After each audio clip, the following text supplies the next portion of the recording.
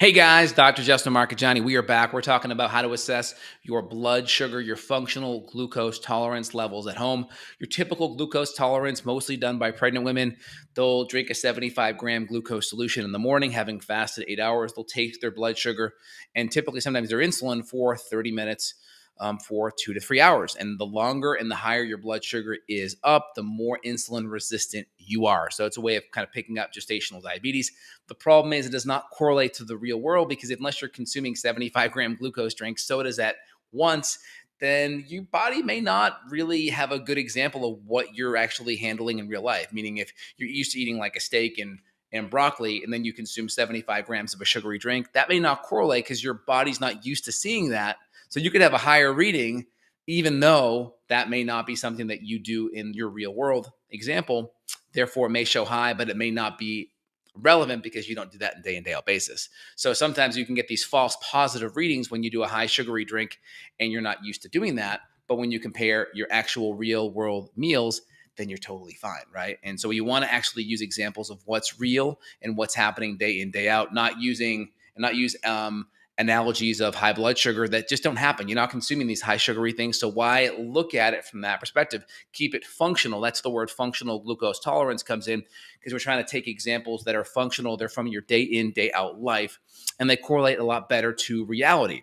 So a couple of things that we're going to use here. I like to use Heads Up Health, partly because they connect with my blood sugar meter. I like the Keto Mojo. There'll be a link down below, justinhealth.com/Keto Mojo.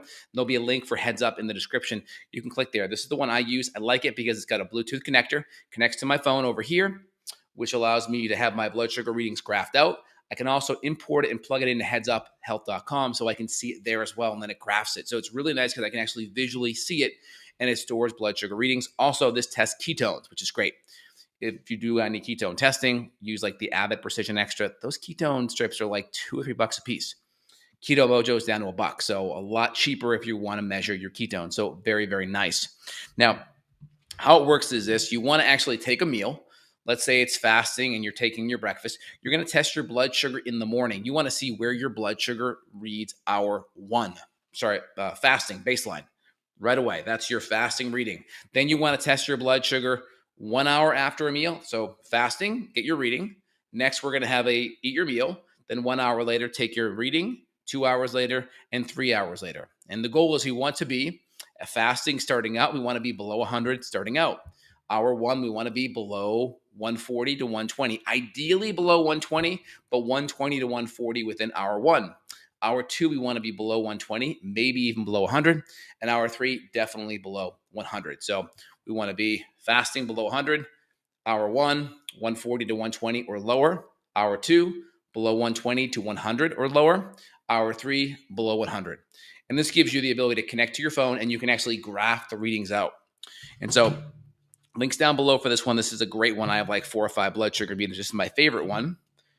They have my little unboxing right here. It comes in this box like this.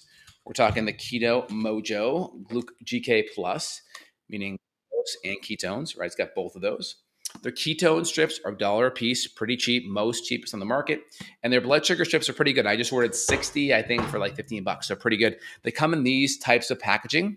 You think it'd be difficult to open, but it's not bad. If you just rip like this, you think it ripped through, but it doesn't. That's pretty good. And it's nice to have it in the package because it prevents it from oxidizing, so you get a more accurate reading, which is great. So first thing I do is I turn this guy on like this. Okay. Then I just stick the blue part in at the bottom. And you'll see there's a little channel at the top. The little channel right there, that's where your blood goes. So now it's telling me, it's blinking right there. That's saying, hey, give me some blood.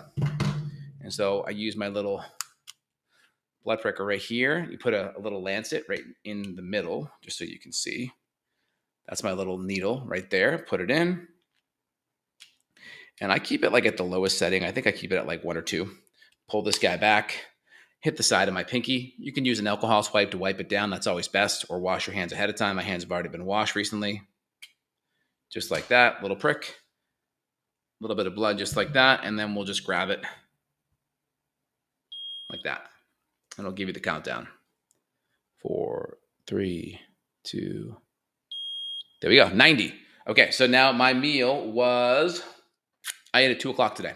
I had cut up ribeye steak for my leftover dinner with 4 eggs, and I had a green apple. And so I'm down at 90 in 3 hours. So remember I said you want to be 120 to 140 within hour one, below 120 to 100 in hour two, and then below 100 in hour three. So I'm about 3 hours in. I'm at 90. So that's good. Let me show you a reading from last week. And then I could go on the app like this, and there'll be a connect button. And you hit the connect button, and then it allows you to sync up. You just keep your reader right next to your Bluetooth, and it will import it in. Now, let me kind of show you a little bit here. And it comes with this little guy here. It comes with a little bag, little holder, and then it has some testers, which is great. So you can actually calibrate your blood sugar and ketones on here. It's got some extra lancets, like so. And then you can see it actually has some ketones here as well. And they keep them in these little strips, which, not quite as convenient, but the thinking is that they're going to oxidize less and they're going to last longer, which is kind of cool. Okay. All right. So I'll put these away here.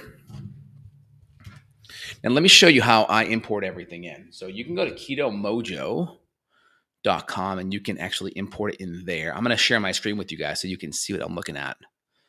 That'll be pretty cool. Okay. This will be great. All right. Here we go. So if I go to Keto Mojo, I think they have a separate site for the lab stuff. Yeah, I think it's mymojohealth.com. Yeah, and I can log in like this. My password's already saved, which is pretty cool. And then I have my readings from last week, which is pretty cool as well. So this is my reading from like last Friday, 74. And then I can go to my previous readings right here. I'm going to give you an example from last week, and then I should be able to also graph them as well, which is pretty cool. On my app, I can definitely graph it. Yeah, so here you go. So here's a cool reading here just to kind of show you guys. I had dinner let's see here. It was on May 5th. It was a little bit late of a dinner. Let's see here. Okay, this was an afternoon, and I ate here. So you can see right here on screen. I ate here at lunch was at 3:08. Okay, that was fasting. I was at 85. Okay, and then 91. I took 2 in a row. Then 1 hour after eating at 3:46, that was 110. Remember, we want to be 120 to 140 or low, so I was 110. And then 2 hours after eating, here I was back to 96. So I went to 346 here, and then I went to 103. Now, if you also see here, check us out with Heads Up Health. This is overlaying a couple of readings here. It's using the rolling average. That's why it's confusing. It was giving you 2 readings here because it's got this green reading here, which is a rolling average. So I'm not sure how to turn that one off. I'd have to look at that one. Let me see if I can turn it off. That's why it's giving me 2 readings. That's why it's a little bit confusing to read that. Okay, here we go. So here's my last Friday, right? We talked about 85 was fasting. Then about 1 hour later, about 40 minutes later, I was 110. And then 2 hours later, I was back to 96. So that's my little functional glucose tolerance there. And this was my Thursday night meal. Okay, this was a little bit later. I ate at 9. I was working late on my book. This is fasting, 91. Okay, my dinner was I had ribeye steak and broccoli. Blood sugar shot up an hour later to 120. And then at 11 o'clock, right around bedtime, back to 93. So I passed that glucose tolerance test, right? Fasting below 100, check. Want to be 120 to 140 or below, 121, good. And then hour 2, I'm back below 100. Remember, hour 3, below 100 is okay, but hour 2, I was below 100 as well, which is kind of cool. And then you guys can use headsuphealth.com. I'll share this tab with you so you can easily log in. A couple of things about Heads Up that I like, links down below. Create your account. It's free. Now, a couple things you can do. Files. You can take any of your labs that you have. Let's say you have old PDFs and you want to import it. You can do concierge service. I've already uploaded blood work from last year. Click the upload button, put concierge, put date, name the lab, and then drag it in there, and then you'll hit upload and you're good. Mine's already here. It's uploading right now, which is pretty cool. And then on the dashboard, you can integrate the different connectables that you have. So I have integrated right now my Fitbit. Let's see, where is it? Fitbit's right here. This is telling me about calories right now. Yeah, so steps. So 15,000 steps yesterday. Right now, end of the day, I already have like 16,500. I'm like, I'm doing really good today. Ketones right here. And so you can look at your Keto Mojo. I have it imported, which is really cool. So I can go to reports right here, click reports, and I can do glucose from my Keto Mojo, and I can do day. And so here's from last Friday, right? Remember 308.85. An hour later, I was at 110. And then 2 hours later, I was 96, which is pretty cool. And then I can do the day earlier. Remember, I said May 4th. Remember, this was the same reading. So this was 9 o'clock at night, 91. An hour later, 121.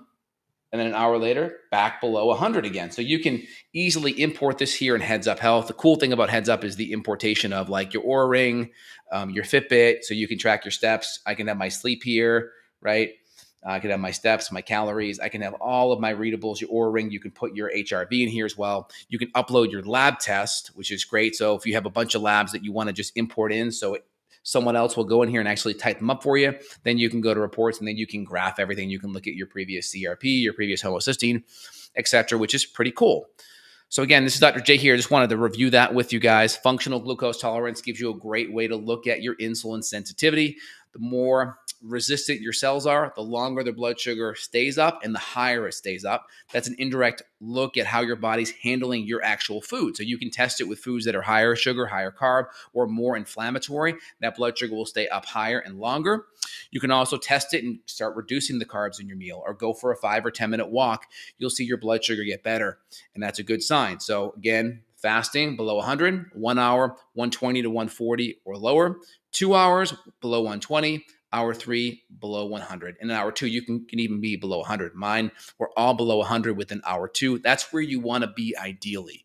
The more sensitive you are means the less insulin you make. The less insulin you make, the less chance of inflammatory byproducts, advanced glycation end products, microvascularizations, peripheral neuropathies in the extremities, eye hemorrhaging, brain hemorrhaging, strokes, dementia, Alzheimer's, right? Insulin, the insulin degrading enzyme in the brain is the same enzyme that is responsible for cleaning up plaque in the brain. So if you have more insulin there, it's mopping up that insulin and not mopping up the plaque in the brain. So just think about that. This is a great way to assess it. And then it's not just about assessing it. Now, how do you graph it? How do you look at it so you have easy recall? My general recommendation is take 3 meals a week, take a random breakfast, random lunch, random dinner, and see how you do. If you're testing high, it's too high or too high for too long, cut back the carbs, add in some movement. That's the first 2 places to go in. And then we can also add in supplementation like magnesium, chromium, cinnamon, gymnema. We can add in nutrients like that to help bring the blood sugar down by improving insulin sensitivity from a supplement level. All right, guys, hope you enjoyed today's video. If you did, links down below. If you want to reach out to myself for more functional medicine support on this topic, there'll be a link down below. All right, guys, take care. Have a good one. Bye, y'all.